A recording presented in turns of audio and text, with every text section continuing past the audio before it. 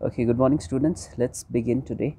So, with the chapter Living Beings, which is Relation 16 and Unit 5. Okay, so what is there in this chapter? Let's see. So, in this chapter, we have this topics like introduction of some microorganisms like virus, bacteria, and fungi to demonstrate and describe the life cycle of a flowering plant. Okay, flowering र non flowering प्लान्ट्सहरू हुन्छ त्यसको describe गर्नुपर्ने छ life cycle फ्लावरिङको मात्रै to demonstrate the structure of seed and tell the functions of different parts सीड्सको different पार्ट्सहरू पढ्नुपर्ने छ explain the process of dispersal of seeds and demonstrate the explanation of seed germination by describing the necessary conditions required for germination of seed होइन कसरी seed germinate हुन्छ र describe the modifications of different plants or parts of plants and tell the functions भनेपछि यो टपिकहरू छ यसलाई कसरी कम्प्लिट गर्ने होइन के छ यसमा टपिकहरूमा डिस्क्रिप्सन्सहरू सबै अब पढौँ सो यो टपिकहरू रिलेट अलिअलि गर्थ्यो होला क्लास 7 सम्ममा अब क्लास 8 मा चाहिँ अलिकति फरकै छ होइन अब हेरौँ के रहेछ टपिकमा okay so in the first topic there is microorganism भनेको के हो those organism which cannot be seen by our naked eyes but can be seen only with the help of microscope are called microorganisms. Okay, so यहाँ छ those organisms which cannot be seen under naked eyes and require microscope to be seen are called microorganism or microbes. यो underline गर्नुहोस् बुझ्नुभयो होला होइन हामीले आफ्नो naked आइजबाट हेर्न सक्दैनौँ तर के चाहिन्छ यसलाई माइक्रोस्कोप चाहिन्छ भने त्यसलाई माइक्रोअर्गेनिजम्स भनेको छ माइक्रोअर्गेनिजम्स जहाँ पनि पाइन्छ they are present everywhere in air water soil foodstuff sewage जहाँ पनि पाइन्छ in the body of organisms also so अब यहाँ हेरौँ अब यो अर्गेनिजमको स्टडीलाई के भन्छ the science that deals with the microorganism is called microbiology हो कि यो हामीले यो पढ्ने सब्जेक्ट पढ्ने साइन्सलाई चाहिँ के भनिन्छ माइक्रोअर्गेनिजम रिलेटेडलाई माइक्रोबायोलोजी यो एउटा सब्जेक्टै हुन्छ पछि तपाईँले फर्दर कन्टिन्यू गऱ्यो भने यसलाई लिएर कन्टिन्यू गर्दा हुन्छ ओके त्यसपछि हाम्रो टपिक दिएको छ भाइरसेस के हो यो सानसानो माइक्रोअर्गेनिजम्सहरू हो जुन चाहिँ के छ यो अलिकति मिस्टिरियस क्रिचर हो किनभने यसले के गर्छ नन लिभिङ बिङ्स र लिभिङ बिङ्सको बिचमा एउटा कनेक्सन अर यसलाई चाहिँ के भन्न सकिन्छ एउटा ब्रिज फर्म गरेको हुन्छ because it shows the character of both living beings and non living beings भनेपछि कहिले चाहिँ यो जिउने जस्तो पनि लाग्छ कहिले यो नन लिभिङ बिङ्स अथवा मरेको जस्तो क्यारेक्टराइज पनि गर्दो रहेछ जस्तो यसको क्यारेक्टरिस्टिक्स हेरौँ किनभने the main living character of the virus is they contain DNA or RNA यहाँ लेखेको छ ब्लू लाइनमा okay so they contain DNA or RNA यो चाहिँ लिभिङ क्यारेक्टर भयो एज अ जेनेटिक मेटेरियल तर यसको मेन नन लिभिङ क्यारेक्टर के रहेछ they can be crystallize like other chemicals भनेपछि यदि त्यसलाई क्रिस्टलाइजेसन गर्नु पऱ्यो भने यो अरू केमिकल जस्तै इनएक्टिभ स्टेट देखाइदिँदो रहेछ यसले ओके सो त्यसलाई नै भनेको they can be crystallize like other chemicals so in this way they so both living and non living characters अब यसमा सोध्यो भने तपाईँहरूले यो लेख्नुपर्छ write down the living character of virus and non living character of virus non लिभिङमा they can be crystallized like other chemicals okay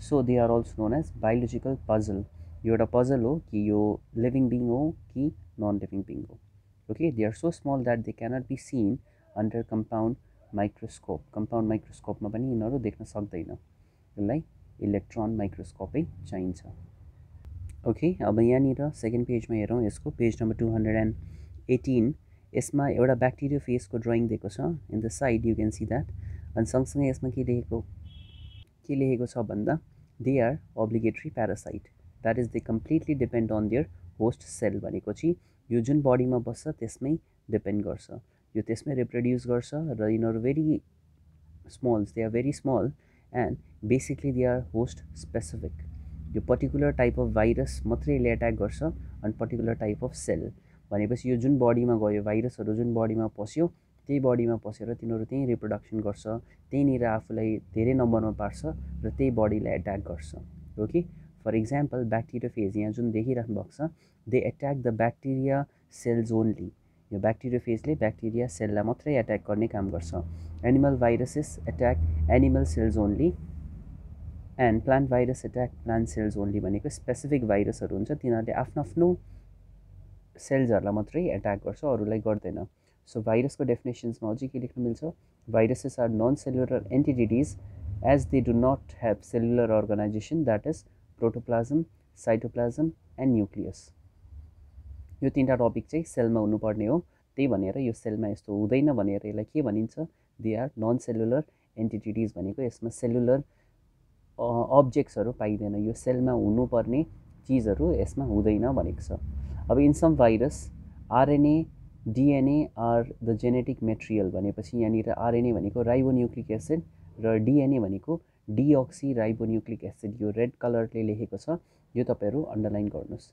डिअक्सी ribonucleic acid र ribonucleic acid as a genetic material. Okay, यहाँ छ deoxy ribonucleic acid, यसलाई DNA भनिन्छ। RNA is ribonucleic acid, RNA. अब अहिले पढे जस्तै क्लासिफिकेसन अफ भाइरस यहाँनिर के भनेको छ, study of virus is called virology होइन, the study of virus is called भाइरोलोजी।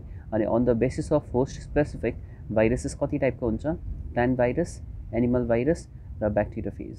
Plant भाइरसमा के पर्यो, टिएमभी सेल भन्ने पर्यो, टोब्याको मोजाक भाइरस। त्यस्तै एनिमलमा के पर्यो, एनिमलमा ऱ्याबिस, पोलियो, राइनो भाइरस जसले रुगाखोकी लाग्छ, रेट्रो भाइरस जसले एचआइभी हो कि ह्युमन इम्युनो भाइरस यो लाग्दो रहेछ। त्यसपछि आयो ब्याक्टेरियोफेज। ब्याक्टेरियोफेज भनेको the virus attack the bacteria and even kill the bacteria is called bacteriophages. यसले भर्खर हामीले माथि फिगर देखेको थियौँ, हेर्नुहोस् यसलाई ब्याक्टेरियोफेज भनिन्छ, यहाँ गिभन दिस साइड।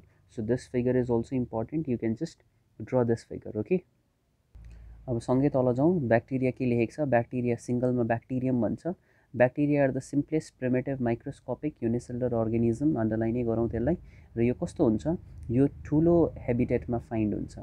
यहाँ हेर्नुहोस् त, यसको इक्जाम्पल्सहरू दिएको छ, कोकाईमा स्ट्रेप्टोकोकस और स्ट्रेप्टोकोकाई, स्ट्रेप्टोफाइलोकोकाई, न्युमोनोकोकाई होइन, अब ब्यासिलीमा स्युडोमोनास, माइकोब्याक्टेरियम ट्युबरक्लोसिस, क्लस्ट्रिडियम टिटानी, यो सबै फाल्टे फाल्टे डिजिजहरू कज गर्ने एनिमल्स और सानो माइक्रो अर्गानिजम्स र ब्याक्टेरियाहरू हो होइन। ट्रेम्पोनेमा, लेप्टोस्पेरा, स्पोर्स, फ्ल्याजेला, यो सबै यसको के हो, डिफ्रेन्ट टाइप अफ ब्याक्टेरियाजहरू हो। यो कहिले अरिजिनेट भएको थियो, they are originated around 3800 million years, भनेपछि मान्छे आउनुभन्दा पनि अगाडिदेखि नै यो पाइदियो रहेछ। ओके ओके, ब्याक्टेरियाकै कुरा गर्नु पऱ्यो भने ब्याक्टेरियाहरू चाहिँ के हुँदो रहेछ भन्दा कति राम्रो पनि हुन्छ, कति नराम्रो पनि हुन्छ। यसले नै डिजिजहरू पनि कज गर्छ र यसले नै ह्युमन बिङ्सहरूलाई हेल्प गर्छ फर डिफ्रेन्ट पर्पस। ओके, अब यहाँनिर चाहिँ के गरौँ, टाइप्स अफ ब्याक्टेरियामा जाउँ। टाइप्स अफ ब्याक्टेरियामा भर्खर पढेकोमा हामीले कोकस और पाइकोलाई, यो कस्तो हुँदो रहेछ, cocci are spiral bacteria, they are known as the smallest bacteria, सानसानो हुन्छ होइन, यिनीहरू बन्चमा बसेको हुन्छ, ग्रुपमा हुन्छ। सिङ्गल सिङ्गल बस्नेलाई हेर्नुहोस् त, मोनोकोकस, दुईटाको पेयरमा बस्यो भने डिप्लोकोकस, धेरैमा स्ट्रेप्टोकोकस र धेरैमा स्टेप्टोफाइला और फाइलोकोकस। ओके, त्यसपछि जाउँ ब्यासिलसमा, द्याट इज पाई ब्यासिली। पाई ब्यासिली कस्तो छ, त्यो मोनो ब्यासिलस सिङ्गल सिङ्गल, यिनीहरू रड सेपको स्ट्रक्चरमा हुन्छ र दे आर फाउन्ड सिङ्गली और इन पेयर और इन चेन, एउटा चेन जस्तै पनि बनाउँछ, त्यो पनि त्यही छ। डिप्लोब्यासिलस दुईवटा, स्ट्रेप्टोब्यासिलस तिनवटा, चारवटा। ओके, अनि त्यसपछि पर्यो spirillum, that is spirilla, they are spiral shape or helical bacteria and they basically have flagella at one of the end. हेर्नुहोस् त, लास्टमा गएर फ्ल्याजुलम देख्नुभयो होइन, यो थ्रेड लाइक स्ट्रक्चर, त्यसलाई फ्ल्याजुलम भनेको छ। यो बेसिकली स्पाइरलमा मात्रै हुन्छ। Okay, after that is vibrio, that is पाई भिब्रियस, यसलाई के पनि भनिन्छ, दे आर कमा और सी-सेप ब्याक्टेरिया। हेर्नुहोस् त, यहाँनिर सी-सेप ब्याक्टेरिया हो। They have one broad end and the other pointed end, एउटा चौडा परेको अर्को चाहिँ पोइन्टेड परेको हुन्छ। They bear single flagellum at their pointed ends, they are known as vibrio, cholera etcetera. यसलाई ब्याक्टेरियल सेल और एउटा स्ट्रक्चर अफ ब्याक्टेरिया हो, यो पनि तपाईँहरूको ड्रइङमा आउनुसक्छ इक्जाममा, सो यो पनि गरिराखेको ठिकै हो यसमा। ओके, सो यसमा अन्डरलाइन गर्नुपर्ने कुराहरू जुन तपाईँले यहाँनिर रेड कलरको देख्दै हुनुहुन्छ, ओके, पिङ्क कलरको, त्यति अन्डरलाइन गर्नुहुन्छ। Bacterium is a simple organisation made up of prokaryotic cell, भनेको ब्याक्टेरिया चाहिँ प्रोक्यारियोटिक सेलले बनेको रहेछ। यसको थिन मेम्ब्रेनलाई सेल मेम्ब्रेन भनिन्छ होइन, सेल मेम्ब्रेन जसले सराउन्ड गर्छ उसलाई, त्यसलाई प्रोटोप्लाज्म भनेको छ। साइटोप्लाज्ममा सेमी फ्लुइड हुन्छ। अनि ब्याक्टेरियाको जुन हिँड्ने पोर्सन र थ्रेड लाइक पोर्सन छ त्यसलाई फ्ल्याजेला भनेको छ। यसले लोकोमोसनमा हेल्प गर्छ भनेको यसले मुभमेन्टमा हेल्प गर्छ ओके हिँड्न गर्न। त्यसपछि एउटा इम्पोर्टेन्ट डिफरेन्स बिट्विन आउँछ अहिले भर्खर पढेको भाइरस र ब्याक्टेरियाको बिचमा के डिफरेन्स रहेछ। भाइरसेस 20देखि 100 टाइम्ससम्म स्मलर हुनसक्छ ब्याक्टेरियाभन्दा, ब्याक्टेरिया चाहिँ ठुलो नै हुन्छ भाइरसभन्दा, भाइरसेस चाहिँ सबभन्दा धेरै सानो हो। भाइरसेसलाई इलेक्ट्रोन माइक्रोस्कोपबाट हेर्न सक्छ तर ब्याक्टेरियालाई कम्पाउन्ड माइक्रोस्कोपबाट पनि हेर्न सक्छ। कम्पाउन्ड माइक्रोस्कोप भनेको जुन चाहिँ ल्याबोरेटरीहरूमा राखेको हुन्छ, ल्याबहरूतिर हुन्छ। Viruses they are covered by protein coat होइन, बाहिरबाट कभर गरेको छ। Bacteria they are covered by cell wall र सेल मेम्ब्रेनबाट। Viruses they are non cellular तर bacteria they are made up of cells okay. त्यसपछि छ इकोनोमिक इम्पोर्टेन्स अफ ब्याक्टेरिया। ब्याक्टेरियाको दुईवटै एडभान्टेज र डिसएडभान्टेज हुन्छ। सम ब्याक्टेरिया यहाँ हेर्नुहोस् त अन्डरलाइन गर्दा हुन्छ। Some bacteria helps us forming fertilizer like saprophytic bacteria, spelling wrong छ, SAPROPHYTIC, saprophytic bacteria helps to keep the environment clean by decomposing the dead bodies of plants र animals. कतिले के गर्छ यो एनिमल्स मरेको एनिमल्सहरूलाई फिड अन गरेर त्यसलाई के गरिदिन्छ सिम्पल फर्ममा पारिदिन्छ। त्यसले हामीलाई होइन सफा गर्नमा इन्भाइरोमेन्ट स्वच्छ राख्नमा हेल्प गरेकै हो। Bacteria like lactobacillus convert milk into curd होइन, दुध पनि दही बनाउने पनि के हुँदो रहेछ ब्याक्टेरिया हुन्छ। त्यो ब्याक्टेरियाले दुधदेखि दही पार्छ, त्यसले पनि हेल्पै गरेको हामीलाई। Some type of bacteria like rhizobium are found in the roots of leguminous plant, जस्तो पी प्लान्टहरू भयो होइन। लेगुमिनस प्लान्ट भनेको जुन चाहिँ क्लाइम्बर्सहरू हुन्छ त्यस्तोको रुटहरूमा पाउने ब्याक्टेरियालाई राइजोबियम भन्छ। उनीहरूले के गर्छ उनीहरूले सोइलहरू फर्टाइल गर्ने र नाइट्रोजन फिक्सेसन भन्छ त्यो गर्ने काम गर्छ। सोइलसम्ममा नाइट्रोजन पुर्याउने काम चाहिँ यो राइजोबियमले गर्छ। But varieties of bacteria harms us by causing disease होइन, लाइक हामीलाई cholera, anthrax, leprosy, diphtheria, tuberculosis, diarrhoea यो सबै रोगहरू पनि यही ब्याक्टेरियाले नै दिँदो रहेछ। यही ब्याक्टेरिया होइन, ब्याक्टेरिया डिफ्रेन्ट टाइप्सको हुन्छ त्यो अरूले दिन्छ।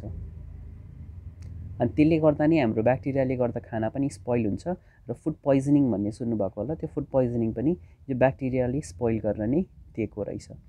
डिनाइट्रिफाइङ bacteria decreases the fertility of soil. यदि त्यही ब्याक्टेरियाहरू डिनाइट्रिफाइङ खालको छ, यदि त्यसमा नाइट्रोजन राम्रो छैन भने त्यस्तोले के गर्छ फर्टिलिटी पनि बिगार्दो रहेछ, सोइल फर्टिलिटीलाई ड्यामेज गर्ने काम गर्छ। यहाँ त्यति भनेको छ। यतिमा चाहिँ के पर्यो इकोनोमिक इम्पोर्टेन्स अफ ब्याक्टेरिया पर्यो। यो पनि तपाईँहरूले लेखिराख्दा हुन्छ यसबाट पोइन्ट इम्पोर्टेन्ट के हो होइन, एडभान्टेज के हो र डिसएडभान्टेज के हो। Okay then we move on to the next topic fungi. त्यसलाई सिङ्गलमा फङ्गस पनि भन्छ। Fungi are non green thallophytes, तिनीहरूको क्लोरोफिल हुँदैन and they cannot prepare their own food okay.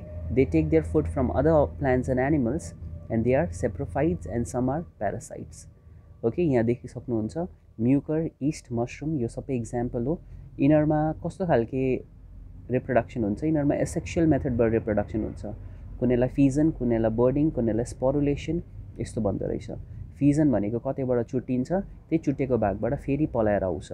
बर्डिङ भनेको पनि सानो टुसा पलाउनु, आलुहरू देख्नुभएको छ होइन, आलुमा सानो सानो टुसा पलाउँछ, त्यही टुसाबाटै त्यो ठुलो भएर फेरि अरू आलुहरू निस्किन्छ, त्यसलाई बर्डिङ भन्छ।